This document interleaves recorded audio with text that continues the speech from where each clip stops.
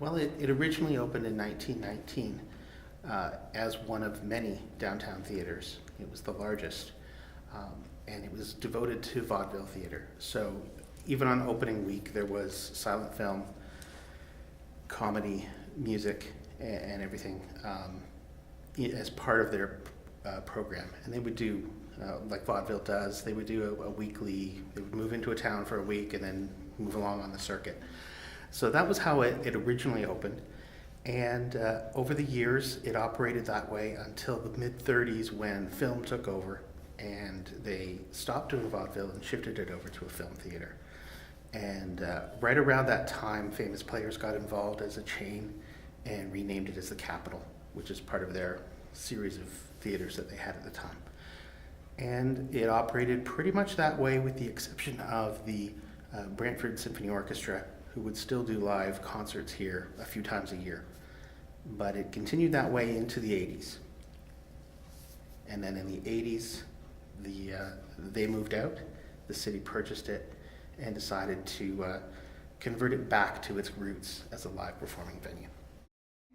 Well, as part of the restoration of the theater and converting it from film back to live theater, there was a major restoration project, a $6 million campaign. And 1/3 of that was funded from the community, 1/3 from the federal, and 1/3 from the provincial government.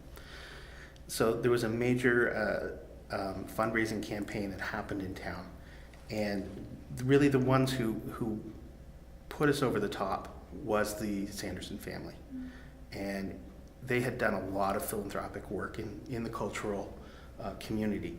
And so in honor of them, their support, it was renamed as the Sanderson Center. Okay. And what restorations have been done to the building? I know there must be many, but is there prominent ones that you'd like to speak about? Sure. Well, again, we came into a building that was quite aged in the 80s and it needed a lot of work. And they approached it in phases. So let's do the absolute minimum that we have to make it physically able to do shows. And the first thing they did was a mechanical upgrade so that we had a working heater. Our first season here, Heat is important. our first season here, we were doing a local musical for Christmas. And as we were rehearsing it, we were all in our coats because there was no heat. So that was while they were doing the restoration work. So heat and power was an important one, and they got that out of the way fairly quickly. Then the next thing they had money to do were the lobby amenities. So they updated the lobby, they expanded the lobby. It used to be a very small entrance onto Lucy Street, and so it was expanded to twice its size. And they put in additional washrooms and bar service and all those things that you need for a theater.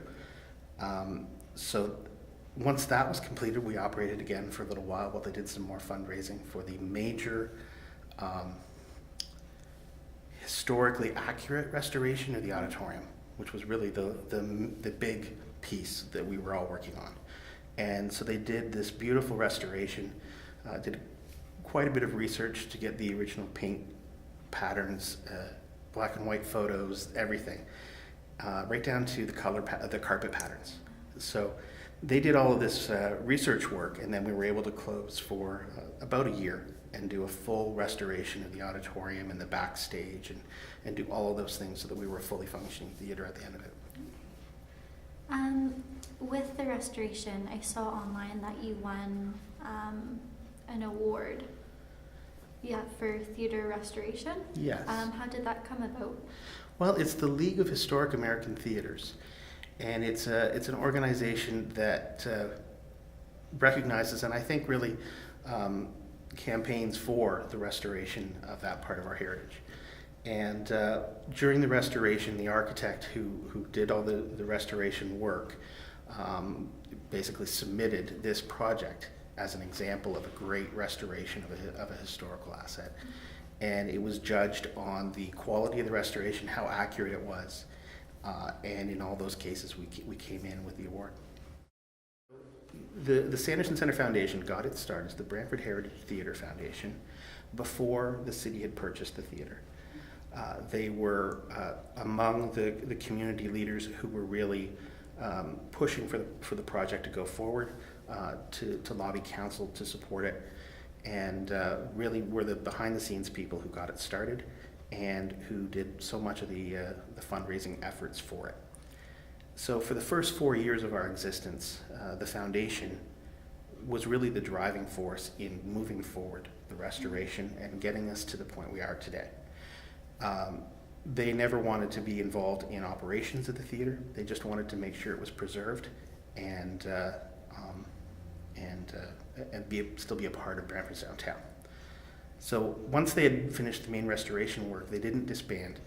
They changed their name to the Sanderson Center Foundation, and they continue to work, they continue to fundraise, and they continue to support a lot of the projects we do by expanding what we're capable of doing. So the city comes in and looks at the infrastructure we have in the theater and maintains it. They do a great job of setting aside capital funding to make sure that we stay with the capabilities we have.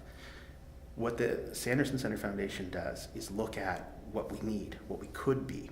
And so they've done things like major work on the seat replacements that weren't necessary, but from a comfort standpoint had a huge impact on what kind of a venue we are. And I'm sure all the patrons appreciate it, right? Definitely. Yeah, people really enjoy going to a show without getting a spring in their bum.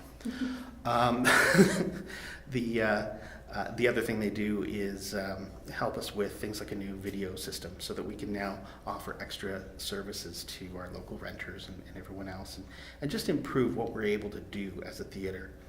And they're still very active and still contributing to what we do here. Mm-hmm. There are two things that I love about working here.